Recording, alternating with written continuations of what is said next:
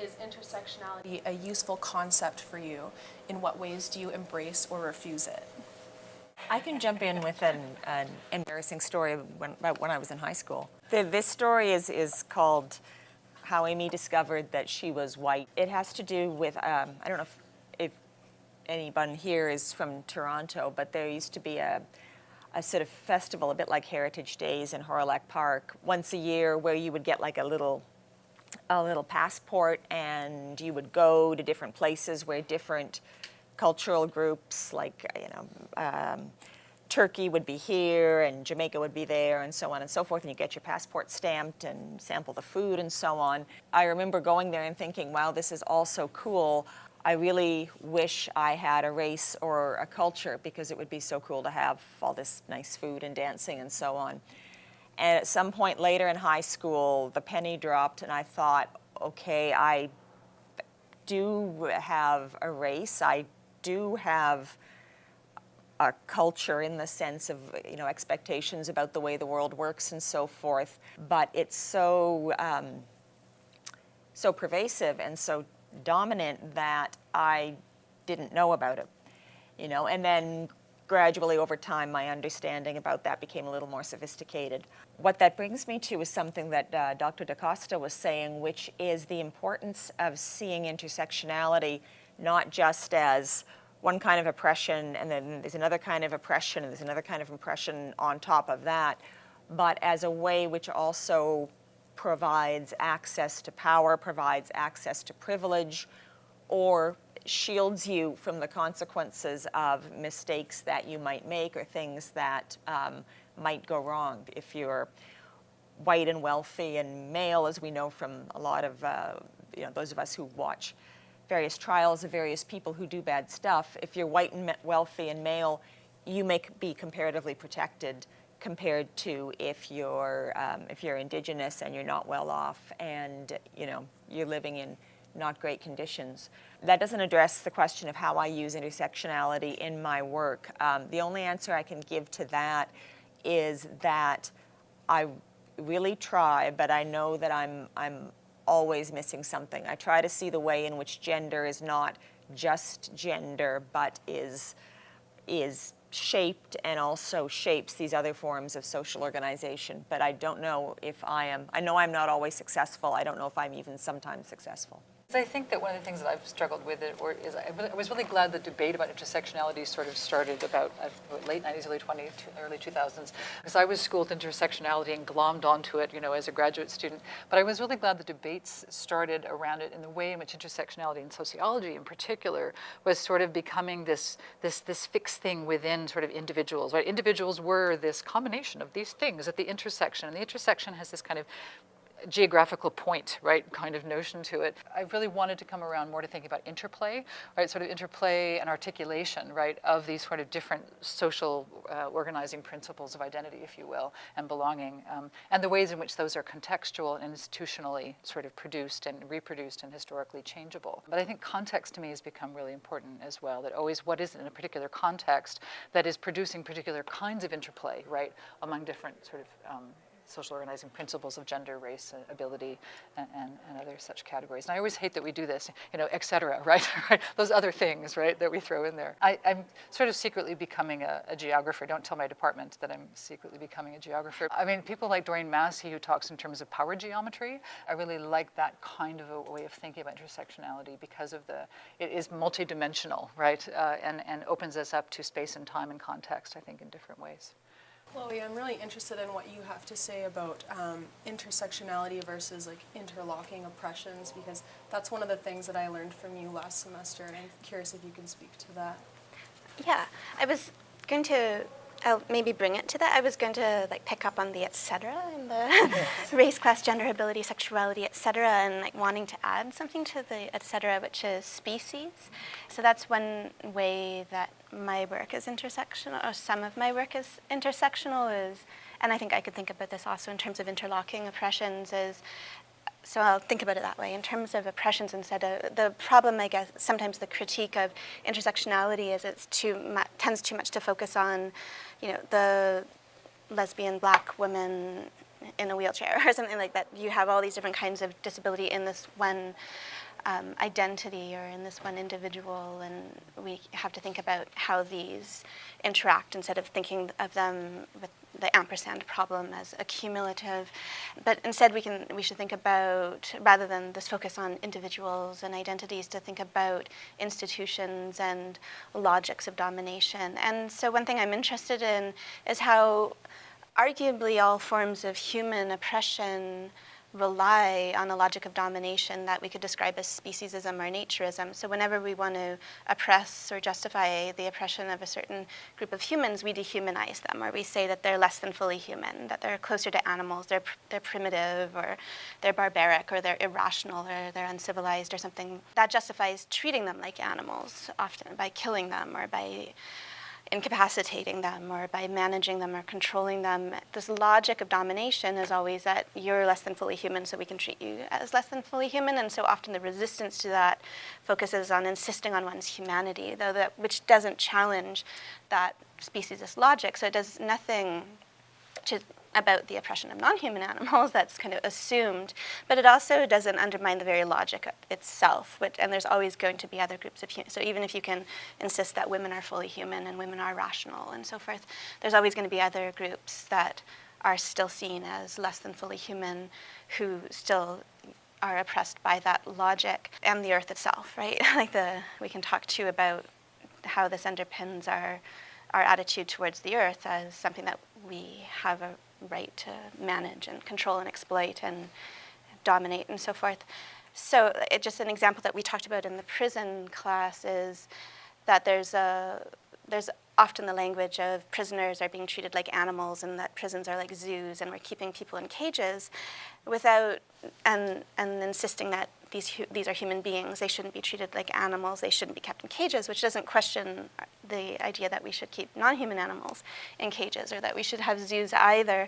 And it kind of misses this opportunity to say, is it because the kinds of people that we put in prison, mostly racialized people, colonized people, often disabled people, mentally ill people, are already associated with animality, are already seen as less than fully human, that it seems acceptable to the dominant culture to lock them in cages and treat them like animals for much of their lives. So in what way is speciesism already underpinning these forms of domination? So that's something, a kind of et cetera, that I want to make explicit in my work.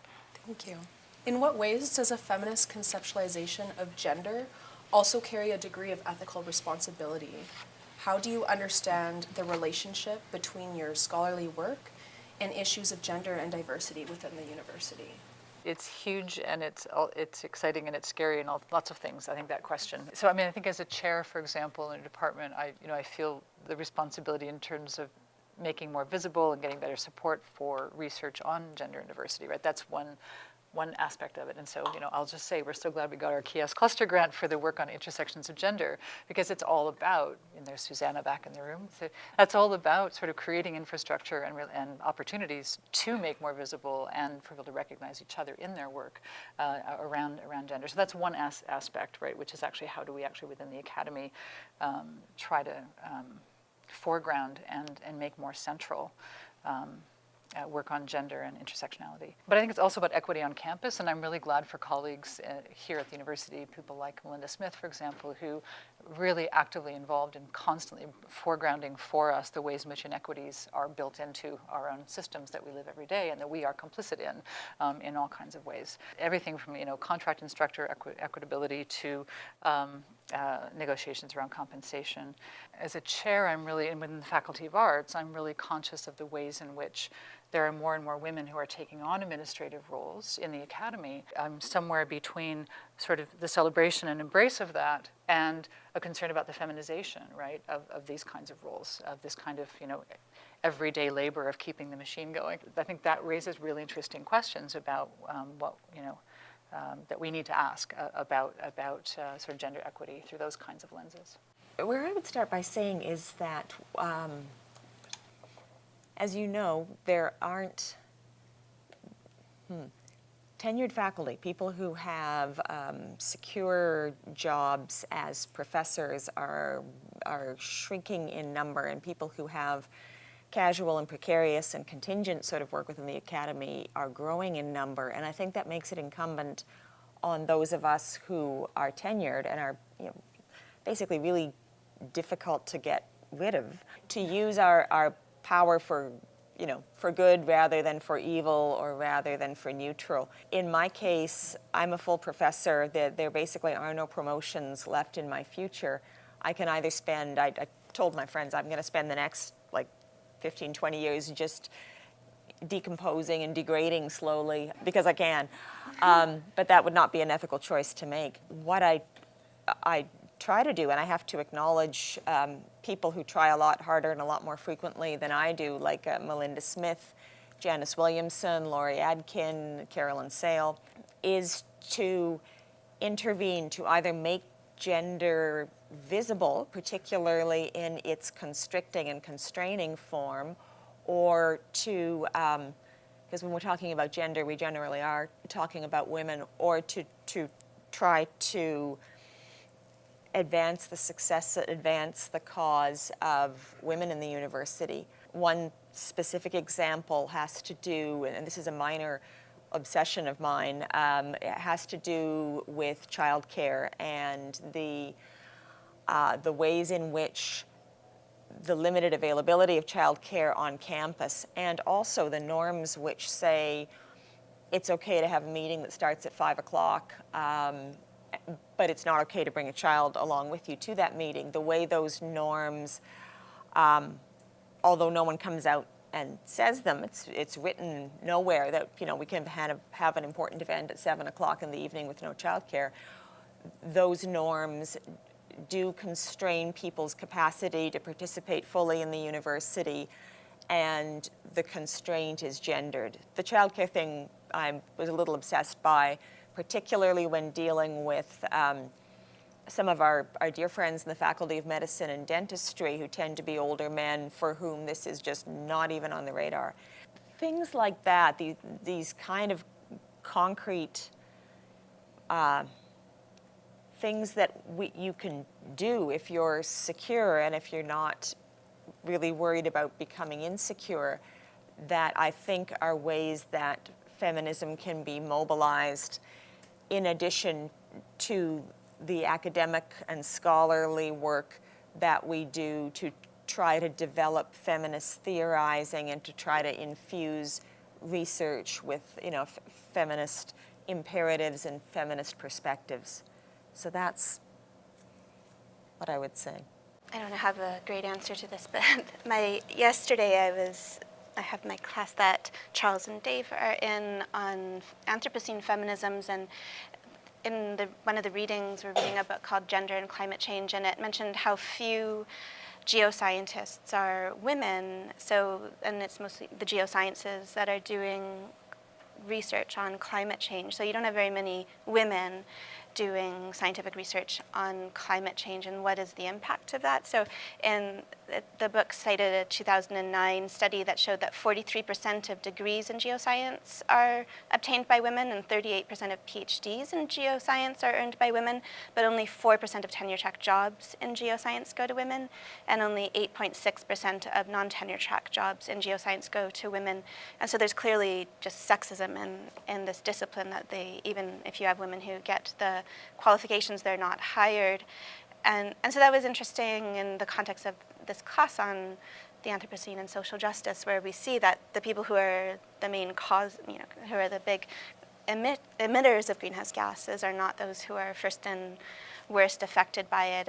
And globally, women are impacted worse, but also Indigenous people and people in the global South and the poor. And even in countries like the US, we saw with Hurricane Katrina that it was people of color, poor people, and disabled people who couldn't flee Hurricane Katrina and who died and were left to die.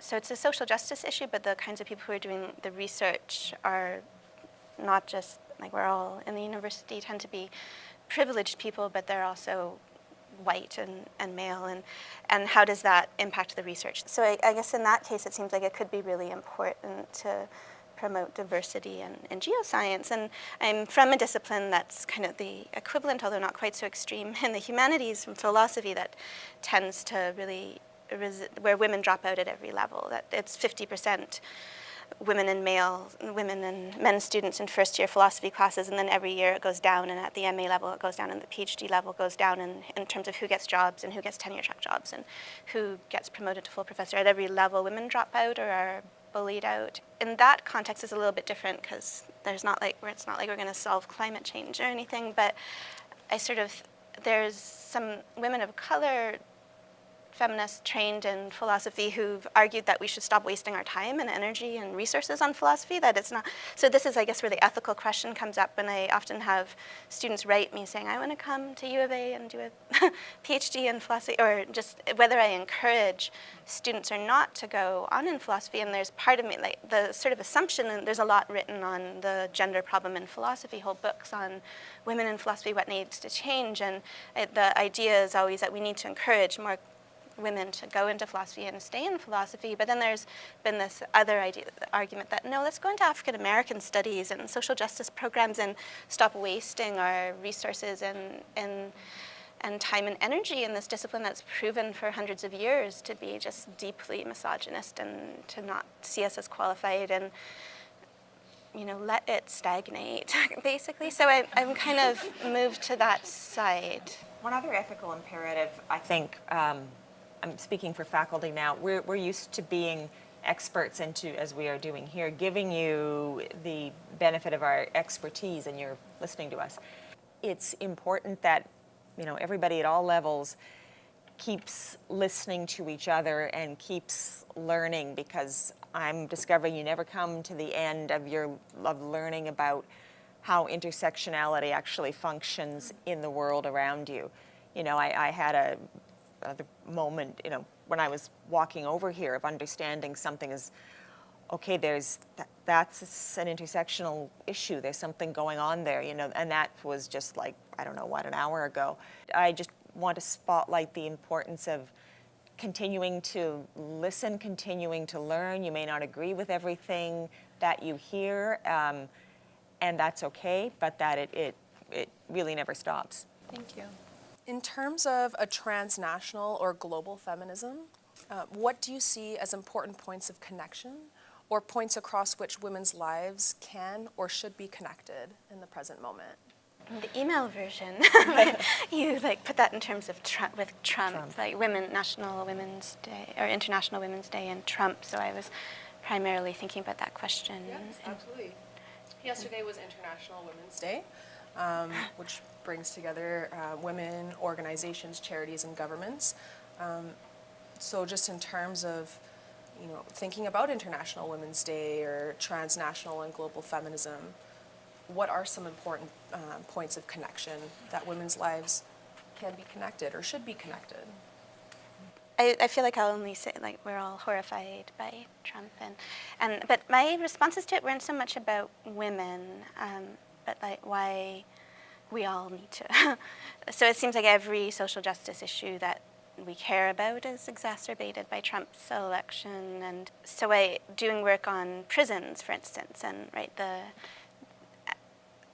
the prison will expand under Trump, and whereas Clinton, at least, there was the biggest prison expansion under Clinton, the first Clinton, Bill Clinton, but Bill Clinton has now recognized that was a problem. The war on drugs was a problem, and Hillary Clinton agreed. So there was some sort of hope in terms of prison that there would be, some scaling back of prisons with Clinton, but not with Trump. And so we talk a lot about, in terms of women, about how the inauguration of Trump normalizes sexual harassment and sexual assault as perfectly acceptable behavior. Right?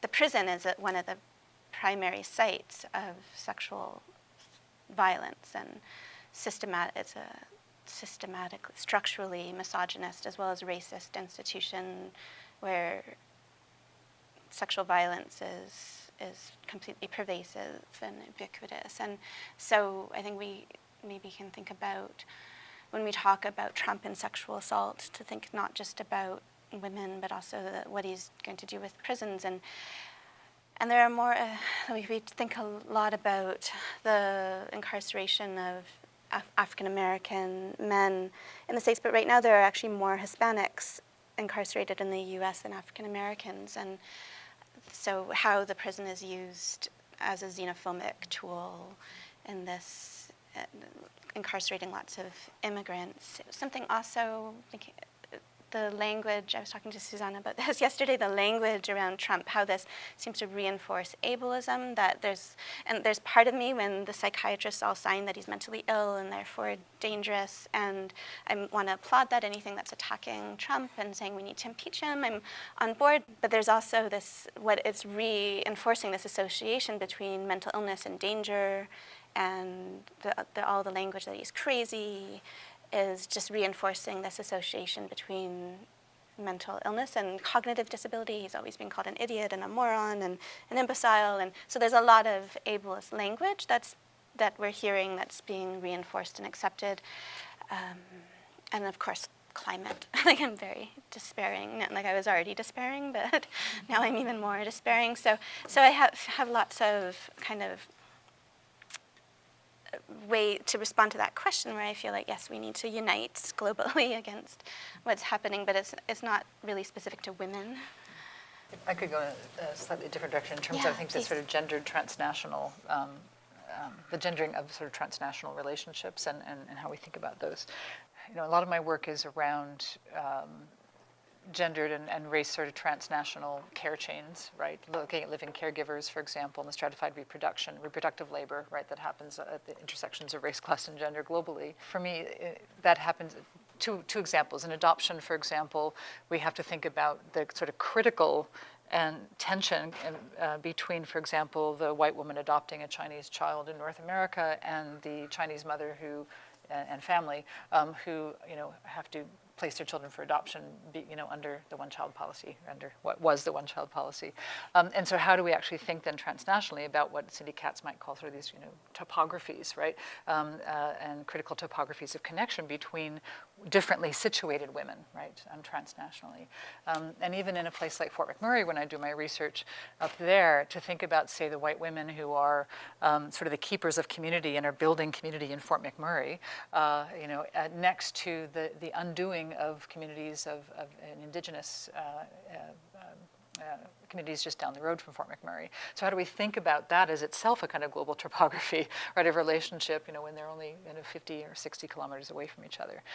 So for me as well, sort of in Canada, I think the Canadian version of this for me, and I was really heartened at last year's Canadian Sociological Association when there was this whole series of panels on race and racialization in Canada, where there's this new generation of scholars really looking at the relationship between anti-racist and settler colonial sort of feminism, sort of decolonizing feminism, next to the immigrant imaginary of Canada. How do we think about these together, right, in terms of change and how power works, right, at the intersection of those two kinds of racialized imaginaries of immigration and settler colonialism. So I think that's one of the most sort of, I think, interesting and important questions of the next years. Yeah. Transnational feminism, Trump, one thing which already does, and it's going to get stronger, connecting women across the world, is going to be the capacity to control one's own reproduction. Trump's has, this is another one of my minor obsessions, except this is like a professional one rather than a personal one. You may know the Mexico City policy, that's in place, the defunding of Planned Parenthood in the US, that's moving ahead.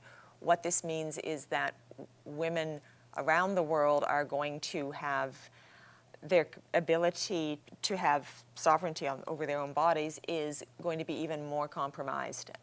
And we need we have a transnational feminist movement, we need to turn to that.